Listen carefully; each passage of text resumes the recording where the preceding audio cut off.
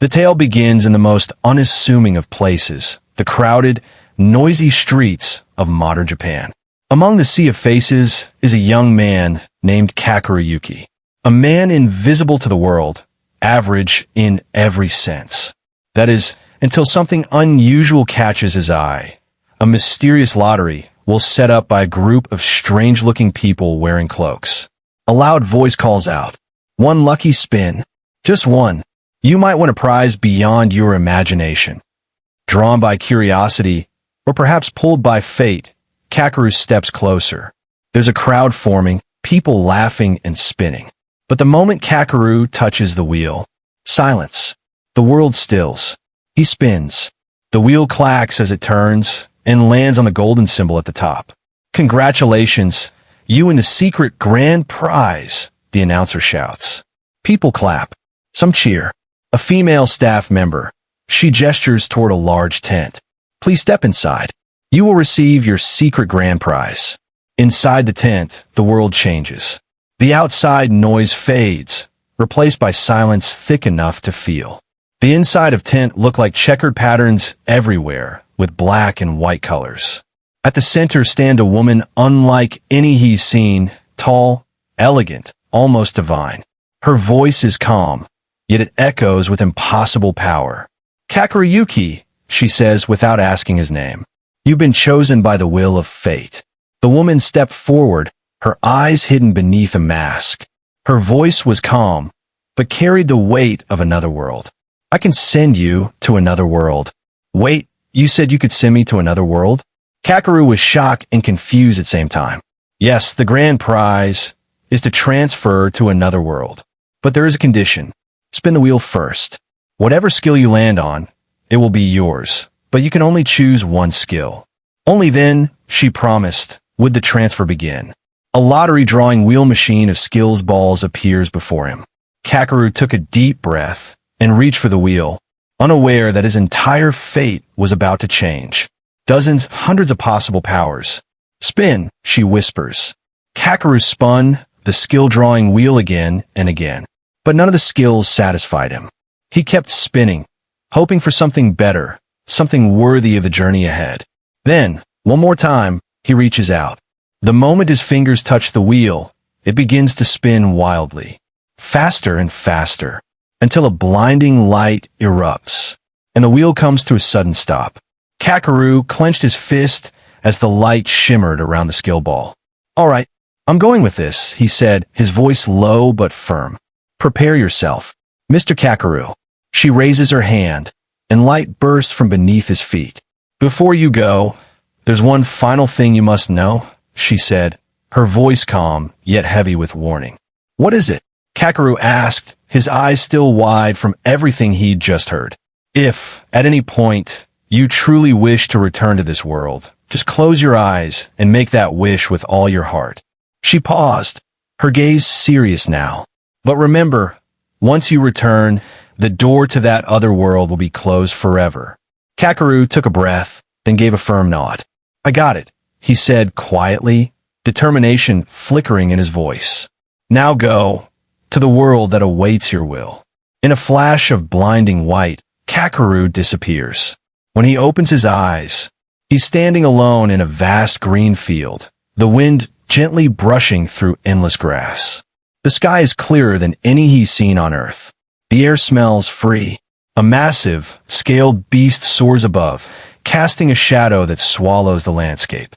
A dragon? Before he can react further, suddenly, a massive mountain bull charges straight toward him, snorting, wild, unstoppable.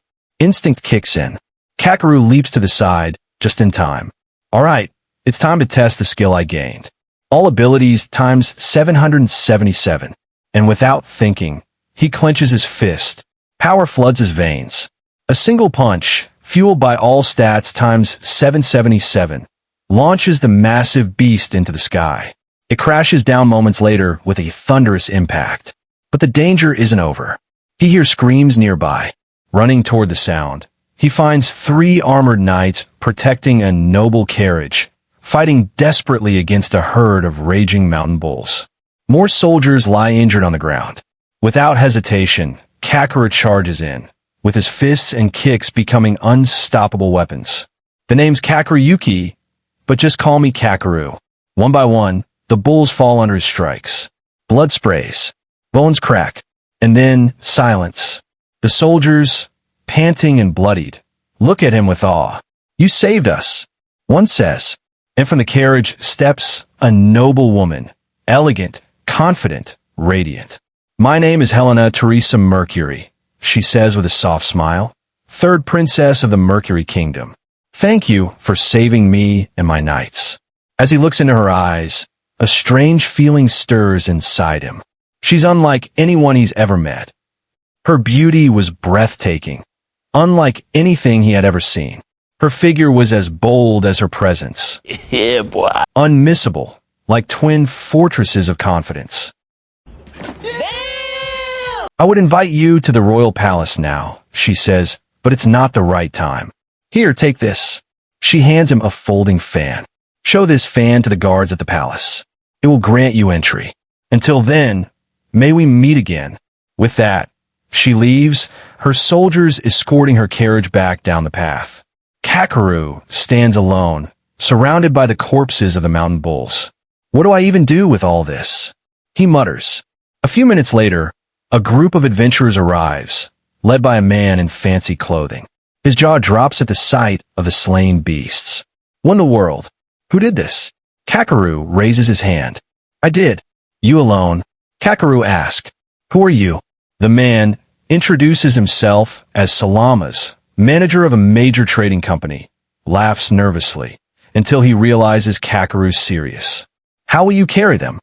Salamas asked, eyeing the massive creatures. Kakeru hadn't thought about it. I don't know, he admitted. Salamas tries to take advantage of the situation, offering a discount price of 1 silver coin per bull, saying they're too hard to carry anyway. But then, Kakeru begins lifting each massive bull effortlessly, one after another. Did you say something? Kakeru asked, his voice casual as he effortlessly carried the massive creature. Salamas was stunned. He hadn't expected Kakeru to carry the bulls so easily. No, nothing, he replied, his voice tinged with disbelief. Salamas is talking in his mind. This isn't normal. How strong is he really? Salamas led Kakeru to his company's headquarters, where he exchanged the bulls for a small fortune in silver. Kakeru received 500 silver coins for his trouble. As Kakeru counts the coins, he notices a strange paper hidden between them. Wait, what's this? When he asks Salamas about it. Hey, what's this paper? Was this part of the deal? The merchant is confused. What are you talking about? I don't see any paper.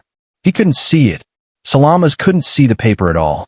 Nothing must have been my imagination, Kakeru says, pocketing it quietly. Then why can I? Maybe it's related to the lottery. Knock knock.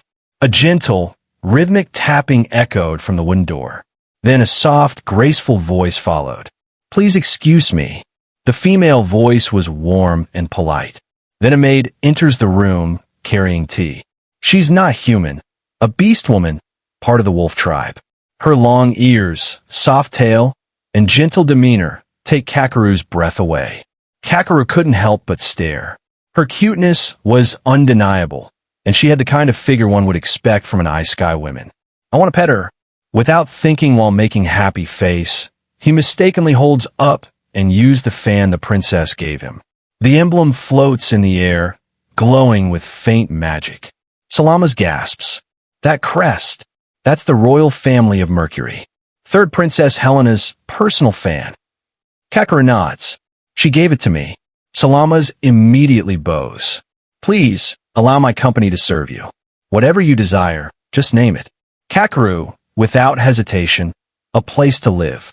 And later, at Kakeru's new home, the beast woman walks beside him, still confused. Why did you choose me? I'm just a slave. A beast woman. There are many human maids you can choose. Kakeru turns to her and answers calmly. I only want you. She blushes slightly. My name? It's Mio. Kakeru smiles. Nice name. From now on, I'll call you Mio. You can call me Master. They step into the house together. Master, what do you want me to do for now? And with a smirk, Kakeru say, for starters, I'll pet you. Mio's ears twitch, and her eyes widen in shock after hearing what Kakeru says to her.